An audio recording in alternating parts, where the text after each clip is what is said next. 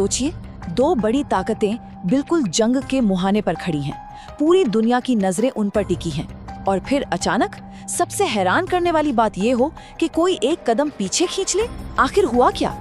तो चलिए सीधे इस कहानी के बीच में चलते हैं। ये एक ऐसी हेडलाइन है जो अमेरिका ईरान के बीच चल रहे तनाव के बारे में जो कुछ भी हम सोच रहे थे ना, उसे पूरी तरह से पलट कर रख देती है। तो सवाल ये है कि हुआ क्या था असल में। देखिए, हुआ ये कि एक बिल्कुल ही ड्रामेटिक मोड़ आया जब प्रेसिडेंट ट्रंप ने ईरान के साथ जो सीज फायर था उसे कुछ वक्त के लिए और बढ़ाने का ऐलान कर दिया। अब ये कोई ऐसा फैसला नहीं था जो उन्होंने अकेले ले लिया हो, नहीं, ये कदम उठाया गया पाकिस्तान के बड़े नेताओं की तरफ से आई एक सीधी रिक्वेस्ट के बाद। आर्मी चीफ आसिम मुनीर और पीएम शहबाज शरीफ, इन दोनों ने ही वॉशिंगटन पर जोर डाला कि वो जो मिलिट्री एक्शन लेने वाले हैं उससे पीछे हट जाएं। तो अब ये भी बड़ा दिलचस्प है कि ट्रंप ने इसके पीछे वजह क्या बताई। उन्होंने अपने सोशल मीडिया ट्रूथ सोशल पर लिखा कि ईरान की सरकार में ना अंदरूनी कलह चल रही है, इंटरनल डिविजन्स हैं और तेहरान को एक यूनाइटेड प्रपोजल, मतलब एक राय से कोई प्रस्ताव बनाने के लिए थोड़ा और वक्त चाहिए। हाँ, साथ में ये भी साफ कर दिया कि अमेरिकी सेना अपनी नाकाबंदी जारी रखेगी और किसी भी कार्रवाई के लिए तैयार भी है। अच्छा, अब ये समझने के लिए कि यहाँ दांव पर क्या लगा है और कितना कुछ लगा है, हमें थोड़ा सा पीछे हटकर इस पूरे मामले की भौगोलिक अहमियत को देखना होगा। ये पूरा का पूरा संकट एक चीज के इर्द गिर्द घूमता है जिसे चोक पॉइंट कहते हैं। अब ये चोक पॉइंट क्या है?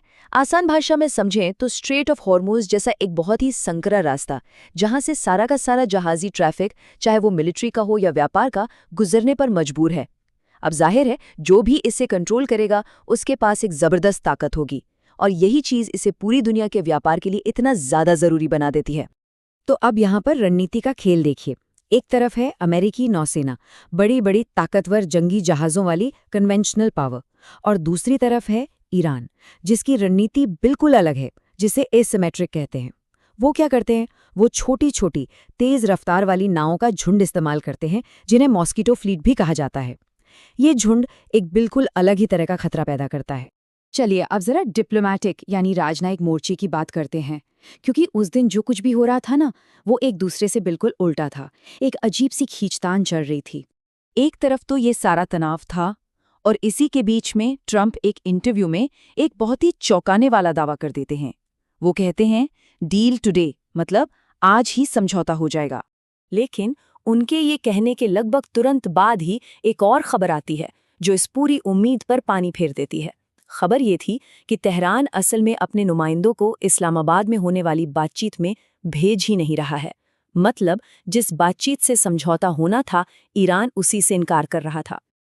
और इस पूरी कंफ्यूजिंग सिचुएशन को और उलझाते हुए पाकिस्तान के प्रधानमंत्री शहबाज शरीफ सामने आते हैं और वो सीज फायर बढ़ाने के लिए ट्रंप को पब्लिकली शुक्रिया अदा करते हैं। वो ये भी जताते हैं कि देखिए, एक बिचौलिए के तौर पर पाकिस्तान कितनी अहम भूमिका निभा रहा है। अब देखिए, ये जो कुछ भी हो रहा है ये सिर्फ उसी इलाके तक सीमित नहीं है, इसका असर, इसकी लहरें पूरी दुनिया की इकोनॉमी पर पड़ रही हैं। तो सवाल ये है कि इसका हम सब पर क्या असर पड़ सकता है।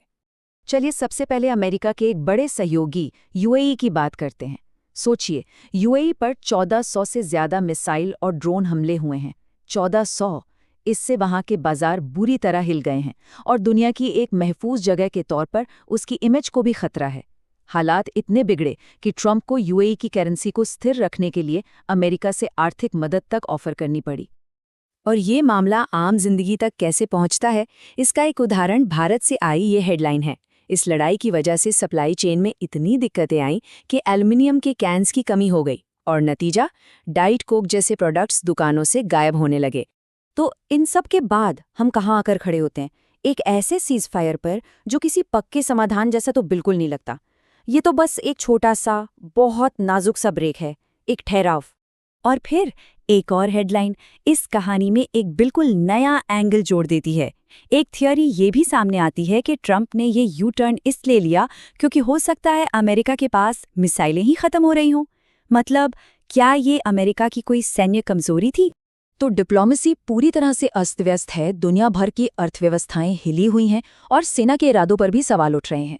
ऐसे में ये एक बड़ा सवाल हमारे सामने आकर खड़ा हो जाता है, क्या ये सिर्फ एक वक्ती ठहराव है या फिर किसी बड़े तूफान से पहले की खामोशी?